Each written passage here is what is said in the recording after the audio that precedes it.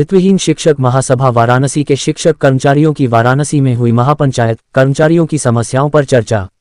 वित्तविहीन शिक्षक महासभा वाराणसी के शिक्षक कर्मचारियों की महापंचायत रविवार को एटेसुआ मुर्दहा स्थित MVAH इंटरमीडिएट कॉलेज वाराणसी में हुआ संपन्न। बैठक को संबोधित करते हुए प्रदेश अध्यक्ष डॉक्टर राजेंद्र प्रताप सिंह ने कहा कि हम वित्तविहीनों को किसी दल का बंधुआ मजदूर बनकर चलने से कोई लाभ होने वाला नहीं है। हमें अपने हक व अधिकार के लिए स्वयं गैर राजनीतिक रूप में संघर्ष करना होगा। प्रदेश के वरिष्ठ उपाध्यक्ष डॉक्टर सत्यनारायण सिंह परिहार ने कहा कि हम सबको संगठित होकर ये दिखाना पड़ेगा कि हम वित्तविहीन हैं। जो भी हमारी आवाज सुनेगा हम उसके साथ हैं, क्योंकि कुछ लोग हम लोगों की ताकत व संख्या दिखाकर राजनीति का खेल रहे हैं। हमें हर विद्यालय तक अपनी बातें पहुंचानी पड़ेगी और संगठन को मजबूत करना पड़ेगा। प्रधान महासचिव जियारत हुसैन ने साक्ष्यों के साथ मानदेय व सेवा शर्तों पर विस्तृत चर्चा को साथ ही साथ अवगत कराया कि यथाशीघ्र आप सभी शिक्षक व कर्मचारी साथियों का डाटाबेस जिला विद्यालय निरीक्षकों के माध्यम से सरकार विभाग एकत्रित करने जा रही है, जिसको समय से हम लोग बिना लापरवाही के उपलब्ध करा दे, जिससे मानदेय की कार्यवाही में बाधा उत्पन्न न हो। सेवा शर्त बहुत जल्द आप सबके सामने आने वाली है। प्रदेश उपाध्यक्ष दिग्विजय नाथ उपाध्याय ने बैठक को संबोधित करते हुए कहा कि अब तो इलेक्ट्रॉनिक माध्यम का जमाना है, हर सूचना कुछ ही क्षण में उपलब्ध हो जा रही है। आप सभी लोग व्हाट्सएप फेसबुक से एक दूसरे को जोड़कर संगठन को मजबूत बना सकते हैं। प्रदेश उपाध्यक्ष नरसिंह यादव ने कहा कि हम किसी दल विशेष के लोग थोड़े ही हैं, हमें जो सम्मान देगा हम उसके साथ है। आयोजक मंडल के प्रभारी मनोज सिंह ने कहा कि हम विद्यालय संचालकों को किसी विधायक या MLC के पीछे भवन कक्ष निर्माण के लिए विधायक निधि पाने हेतु घूमने की आवश्यकता नहीं है। बहुत से ऐसे फंड है जिससे में इससे अच्छा धन प्राप्त हो सकता है, बस जरूरत है जानकारी की। इसके लिए हम लोग तैयार है, जिसको भी जरूरत महसूस हो संगठन से संपर्क करे।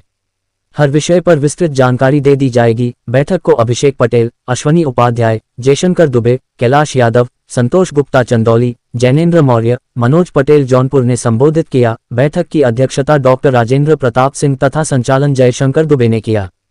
वाराणसी से संतोष कुमार सिंह की रिपोर्ट। वित्तविहीन शिक्षक महासभा अध्यक्ष। आज किस तरह की शिक्षक महापंचायत बुलाई गई है, क्या उद्देश्य है इसका? हम वित्तविहीन की लड़ाई लड़ते हैं। वित्तविहीन शिक्षक साथियों को बुलाया गया है और उनकी जागरूकता के लिए बुलाया गया है कि जो हमको रोटी देगा तो हम उसका साथ देंगे। क्या मांगे हैं सर इसमें?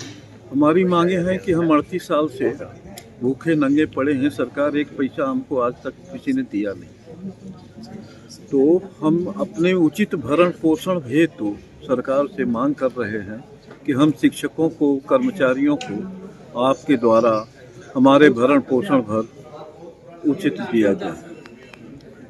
क्या कहना चाहेंगे सरकार से? सरकार से हमारी प्रार्थना है कि आप हमारा साथ दें, हम आपका साथ देंगे। ठीक सर। नारायण सिंह परिहार, वरिष्ठ उपाध्यक्ष वित्तविहीन शिक्षक महासभा उत्तर प्रदेश। आज किन किन मुद्दों को लेकर बैठक हुई?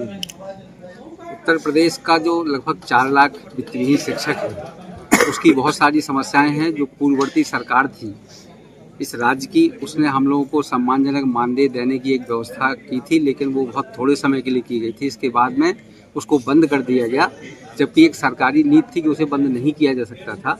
वो आज तक बंद ही पड़ी है। इसके लिए हम लोगों ने सरकार से न्यायालय के माध्यम से अपना प्रयास किया है और सरकार के सामने इस बात का आवेदन दिया है कि जो वित्तविहीन शिक्षकों की समस्याएं हैं उन्हें दूर किया जाए और हमको सम्मानजनक मानदेय दिलाया जाए। इसके लिए ज़रूरी है कि हम प्रदेश के समस्त जनपदों में जाकर के अपने वित्तविहीन शिक्षकों को जगाएं, उनमें जागृति पैदा करें, उनमें एकजुटता पैदा करें, जिससे हम सब मिल कर के इस प्रदेश के जो वित्तविहीन शिक्षकों की समस्या है उसका निराकरण करा सकें।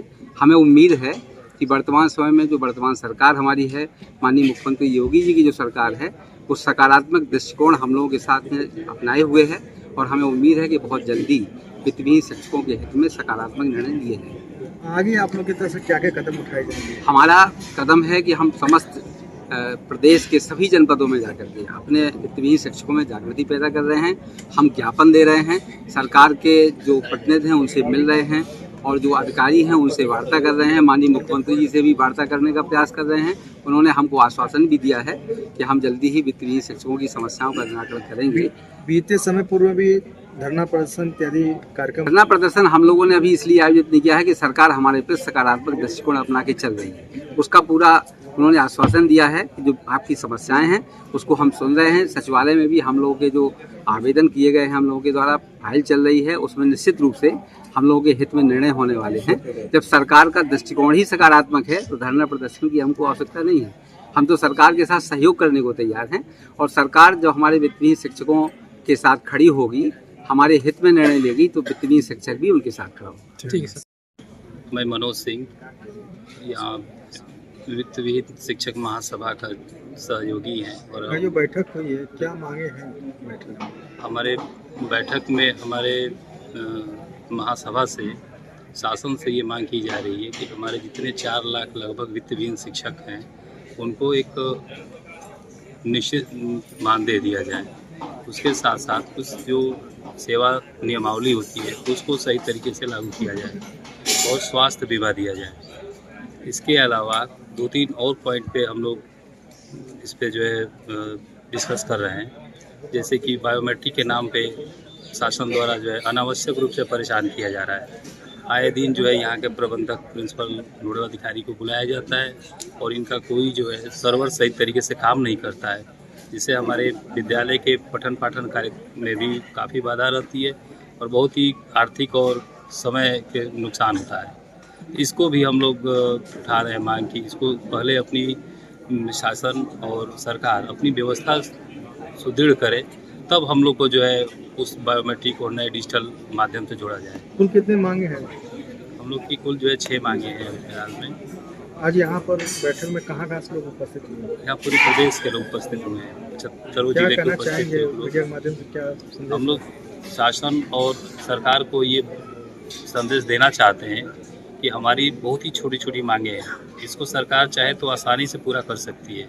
अगर पूरा करती है तो हम उनको हमेशा हर तरीके से साथ देंगे और हमारे जो शिक्षक अगर जो है खुश रहेंगे तो हमारी अगली पीढ़ी, आगे बच्चे भी अच्छे निकलेंगे और उनका सोच सकारात्मक है। ठीक है सर। जियारत हुसैन वित्तहीन शिक्षक महासभा एक संगठन है शिक्षकों का, जिसमें प्रधान महासचिव के पद पे कार्यरत हूं। हाँ सर, ये कार्यक्रम आयोजित है, क्या क्या मांगे हैं आपकी तरफ से? सर, ये हम आप सब भी देख रहे हैं कि वित्तहीन शिक्षक 1986 से जलालत की जिंदगी जी रहे हैं।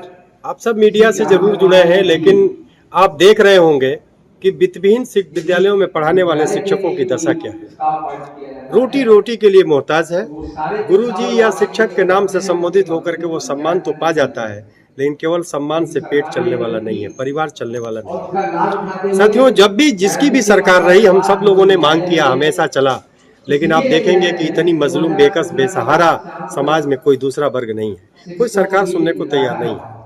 हम लोग माननीय उच्च न्यायालय तक भी गए। उच्च न्यायालय से निर्णय आने के बाद इस सरकार में विचाराधीन है। हम लोग यह साबित करने पर लगे हैं, वार्ता जब होती है अधिकारियों से, तो अधिकारी और यह नेता वर्तमान सरकार के कहते हैं लोग कि तुम लोग तो समाजवादी हो। साथियों, वित्तहीन शिक्षक एक शिक्षक होता है। ये हर बच्चों को पढ़ाता है, हर जाति के मजहब के बच्चों को पढ़ाता है। ये किसी धर्म, जाति और विशेष को नहीं पढ़ाता, ये किसी विशेष जाति पार्टी का नहीं होता। हम लोग तो सबके होते हैं। शिक्षक तो अगुआ रहा है, चाणक्य हमारे गुरु रहे हैं। आपने देखा है उनको कि वो जरूर चाहते तो राजा बन जाते, लेकिन कभी शिक्षक की ऐसी भावना नहीं रही। हम लोग यह साबित करना चाहते हैं कि वित्तहीन शिक्षक है। हम न समाजवादी हैं, न भाजपाई है, न कांग्रेसी है, न कम्युनिस्ट है। जो हमें रोटी का इंतजाम करेगा, शिक्षक जो उसके साथ रहेगा। इसीलिए हम जनपद जनपद घूम के अपने शिक्षकों को जगा रहे हैं। साथियों, जगो, अपने हक के लिए, अपनी रोटी के लिए आगे बढ़ो। दलगत किसी पार्टी में जाओगे, किसी सत्ता में जाओगे, तो वो कोई सुनने वाला नहीं है। एक दूसरे पर उलाहना करता रहेगा, उस पर आरोप लगाता रहेगा कि तुम इस पार्टी से हम कुछ करने वाले नहीं हैं। इसलिए हम इकट्ठा हो रहे हैं, शिक्षकों को जगा रहे हैं कि जगो और अपना हक मांगा जाए।